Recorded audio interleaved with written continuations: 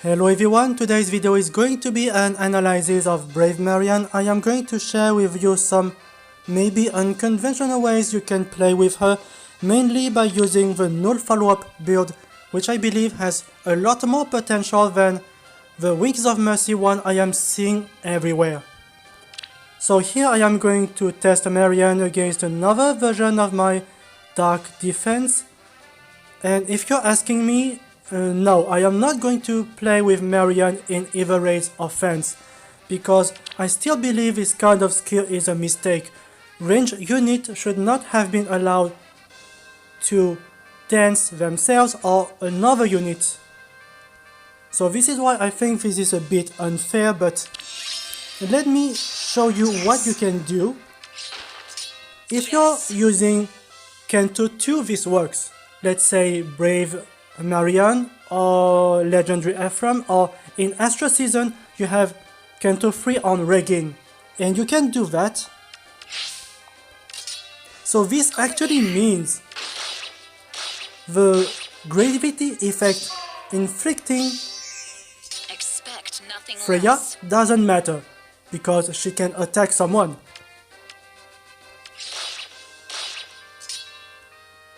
Very well. Maybe this way. Just you try. Sure thing. So now I'm pretty sure you get the idea. It's one possible clear. Yes. So now let me explain a bit more about the Null follow-up build, and especially the IV. What I think you want for the IV, both obviously are pretty good, speed or attack, but I am leaning toward plus attack. Remember that both are super bones. The reason for the plus attack is that probably what you want to do most of the time is using Flashing Blade. Some people said, I have seen, well, the problem is that if you one-shot someone, you can't activate Flashing Blade. In fact, no. If you one-shot and you get +1 speed, you activate Flashing Blade. Remember that Flashing Blade does not require you to double, just +1 speed and that's it. You trigger Requiem Dance if you one-shot a dancer, for example, so the condition is a lot easier.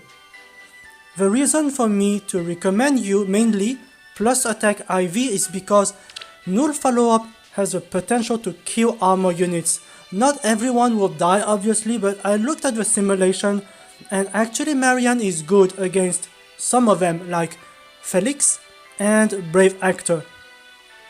So if you get plus attack, it's pretty good. She's obviously not going to one-round them, but Wings of Mercy will activate, Peony dance Marian, and then Marian finally one-shot them. Some other units obviously survive Marian, like Fallen Edelgard, Brave Edelgard. You don't want to initiate against them using Marian. Use another team. Or even Valentine Faye +10, I am seeing sometimes. She should survive easily Marian, because Valentine Faye has a lot of resistance, but most armor units you will see anyways, they stack a lot of defense at the expense of resistance.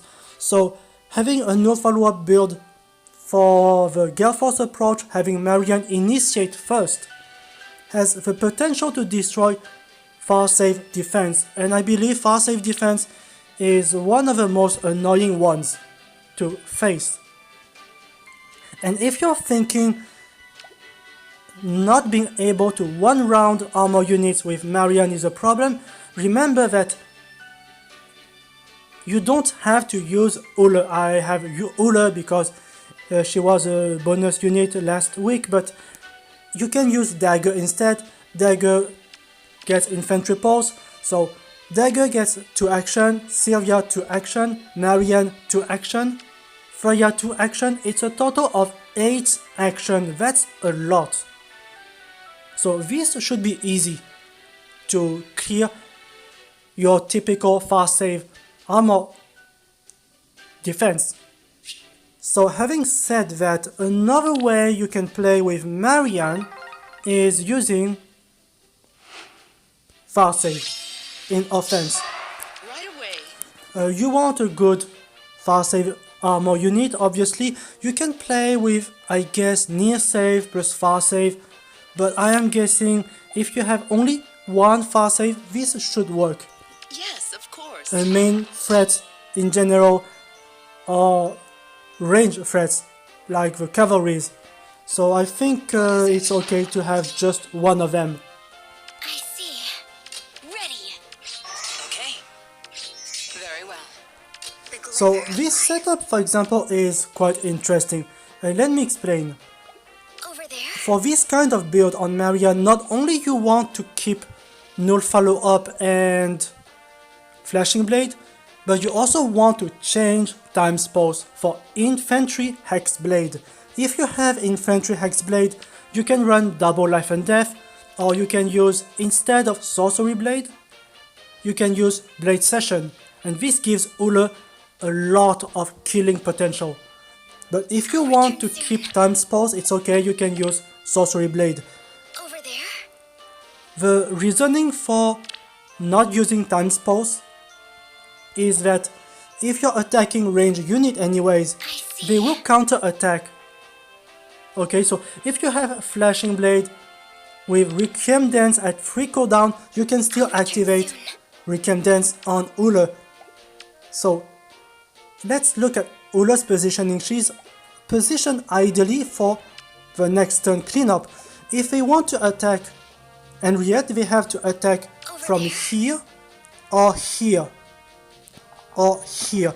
This means Ule doesn't need to move to attack. She stays here next turn and she attacks everyone with Sorcery Blade or Infantry Hexblade. And this is very good, very strong. So you get another action on Ule. She kills everything with this kind of setup. Now, of course, the problem is that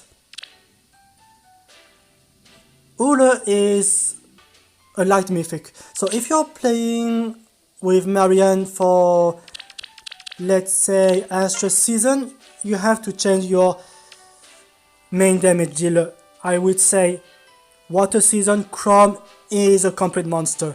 And believe me or not, I played with Legendary Lyn quite a bit recently, these 2 days, and she is god tier.